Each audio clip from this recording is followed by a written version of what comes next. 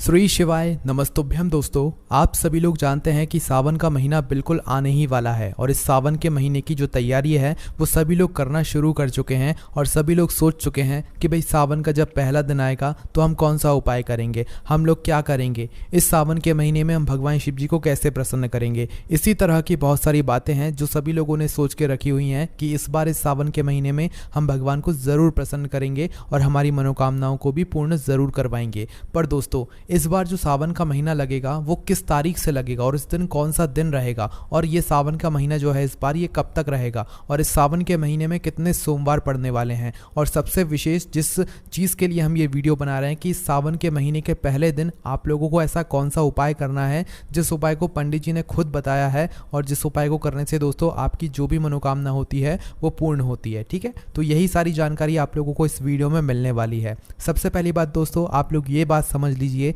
कि सावन का महीना एक ऐसा महीना होता है जिस महीने में भगवान शिव जी को हम बहुत आसानी से प्रसन्न कर सकते हैं और वो बहुत आसानी से प्रसन्न हो भी जाते हैं।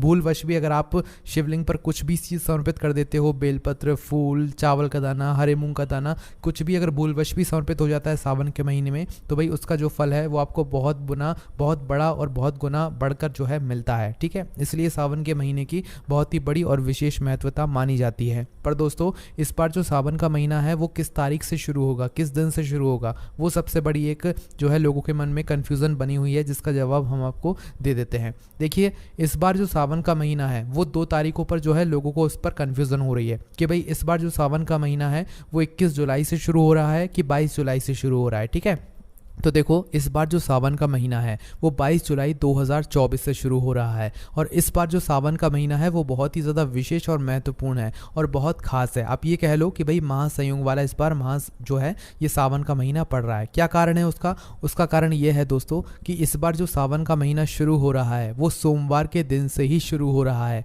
और हम आपको बता दें दोस्तों, इस बार जो सावन का महीना पूरा होगा वो सोमवार के दिन पर ही होगा। अब आप खुद समझ सकते हैं, सोमवार के दिन से ही सावन का महीना शुरू होगा और सोमवार के दिन पर ही सावन का महीना यहाँ पर पूरा भी होगा। ठीक है, पर दोस्तों जो इस बार जो सावन का महीना शुरू होगा वो 22 जुलाई 2024 से शुरू होगा, जिस दिन सोमवार पड़ रहा है। ठीक है, तो आपको 21 जुलाई या 22 जुलाई के चक्कर में नहीं पड़ना है। 22 जुलाई 2024 के दिन से जो है सावन का महीना शुरू हो जाएगा, जिस दिन सोमवार है। अब दोस्तों, सावन का पहला दिन ही सोमवार है, तो भाई इससे बड़ी और विशेष बात क्या हो सकती है भगवान शिव जी को प्रसन्न करने के लिए। तो अब हम जान लेते हैं कि इस दिन आप लोगों को कौन सा वो उपाय करना है जिस उपाय को आप बहुत आसानी से कर सकते हो। ठीक है, तो देखो, हो सकता है कि भाई आप लोग किसी कारणवश कहीं बाहर गए हुए हो और आपके हाथ में जल ना हो, या आपके हाथ में मतलब पानी ना हो, जल का लोटा ना हो, या कोई भी पात्र के अंदर जल ना हो। ठीक है, आपके साथ ऐसी स्थिति अगर बन जाती है तो भी भाई दोस्तों आप लोग यह एक जो उपाय है ये सावन के पहले दिन जो है कर सकते हो, और ये जो विशेष उपाय है ये सावन के पहले दिन ही विशेष रूप से आप लोगों को करना है। ठीक है,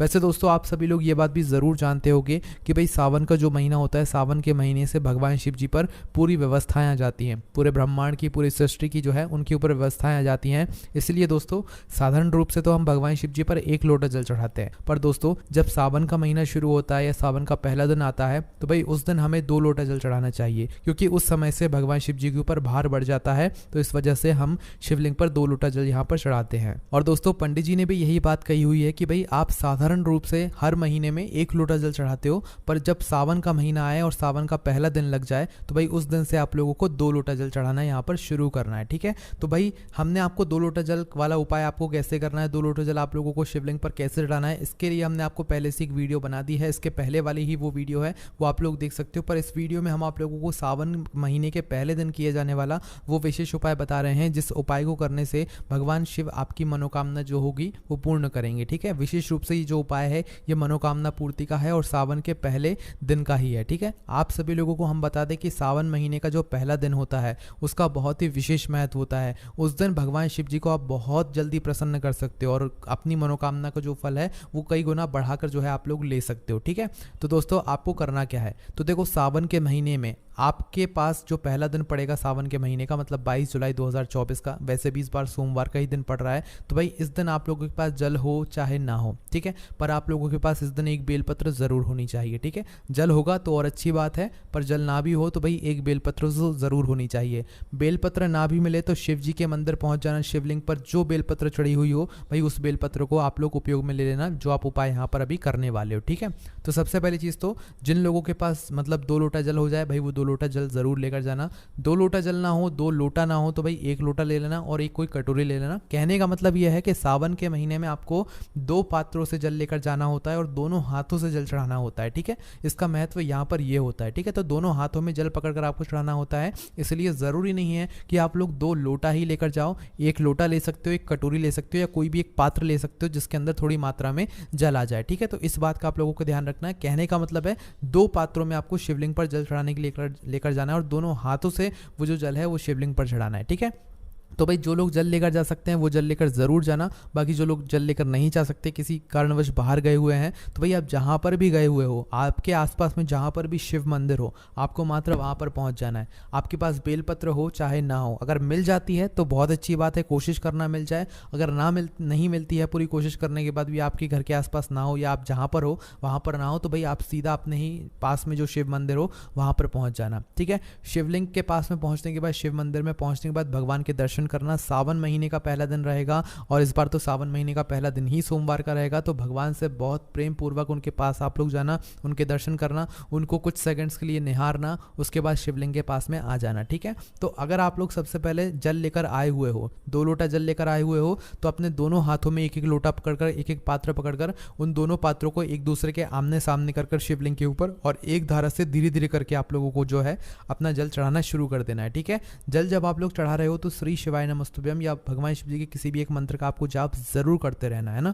और इस तरीके से एक धारा से धीरे धीरे करके आपको पूरा जल चढ़ा देना है। जैसे ही आपका जल चढ़ जाता है, अब आता है विशेष उपाय यहाँ पर, जो एक बेलपत्री वाला उपाय है। देखो, अगर आप अपने साथ में बेलपत्र लाए हुए हो तो कोई दिक्कत वाली बात नहीं है, आप उससे अपना उपाय कर सकते हो। पर अगर आप लोग सावन महीने के पहले दिन मतलब 22 जुलाई को, पहले सोमवार को जो है, अगर आप लोग बेलपत्र नहीं लाए हुए हो या आप बाहर गए हुए हो और आपको बेलपत्र नहीं मिली, आप सीधे शिव जी के मंदिर में पहुंच गए हो, तो भाई उस जगह पर आप लोगों को क्या करना है, आप जिस मंदिर में गए हुए हो उस मंदिर में जो शिवलिंग हो, उस शिवलिंग के ऊपर जो बेलपत्र चढ़ी हुई हो उनमें से कोई भी एक अच्छी सी बेलपत्र आप लोग उठा लेना। जरूरी नहीं है किसने वो चढ़ाई है किसने नहीं चढ़ाई है, बस सामने वाले ने एक बार चढ़ा दी, उसकी वो बेलपत्र चढ़ गई। अब आपको एक अच्छी सी बेलपत्र निकाल लेनी है शिवलिंग के ऊपर से ही, भगवान शिव जी का आशीर्वाद लेते हुए, और भगवान शिव जी से निवेदन करते हो कि भगवान शिव जी, हम आपकी शिवलिंग के ऊपर से एक बेलपत्र ले रहे हैं ना। आप कभी भी शिवलिंग के ऊपर से बेलपत्र लो तो एक बार भगवान शिव जी से बोल दिया करो, ठीक है। जिस तरीके से हम किसी की और की चीज़ लेते हैं तो भाई वो हम उनसे अनुमति लेते हैं ना,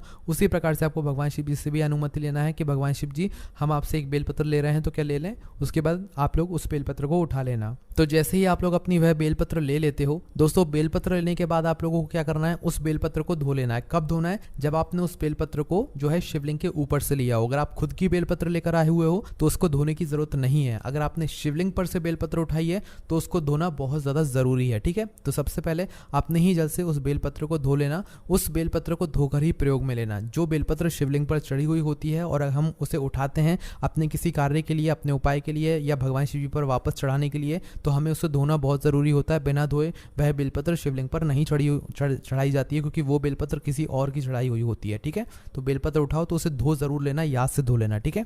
जैसे ही आपकी वह बेलपत्र धुल जाती है, बेलपत्र धुलने के बाद क्या करना है आप लोगों को, इस एक बेलपत्र को चाहे आपने शिवलिंग पर से उठाई हो चाहे खुद से लेकर आए हुए हो, 2 लोटा जल चढ़ाने के बाद, 1 लोटा जल चढ़ाने के बाद आपको इस बेलपत्र को मात्र शिव जी की शिवलिंग के ऊपर समर्पित करना है। पर समर्पित कैसे करोगे, जब दोस्तों कोई बेलपत्र, वो भी सावन महीने के पहले दिन, पहले सोमवार को जब हम कोई बेलपत्र शिवलिंग पर समर्पित करते हैं अपनी मनोकामना पूर्ति के लिए, तो दोस्तों उस बेलपत्र की डंडी का मुख हमारी तरफ होता है। हम जिस तरफ से बेलपत्र चढ़ा रहे होते हैं उस तरफ उस बेलपत्र की डंडी का मुख होता है ना, जब हम हमारी मनोकामना के लिए बेलपत्र चढ़ाते हैं। तो क्या करना है आप लोगों को, अपनी वह बेलपत्र को लेना है, डंडी का मुख अपनी तरफ करना है और इस बेलपत्र को फिर शिव जी की शिवलिंग के ऊपर आपको चढ़ा देना है। और जैसे ही आपकी वह बेलपत्र चढ़ जाए उसके बाद में भगवान से हाथ जोड़कर आपको प्रार्थना करना है, अपनी वह मनोकामना बोलना है जिसके लिए आप लोग यह वाला उपाय कर रहे हो।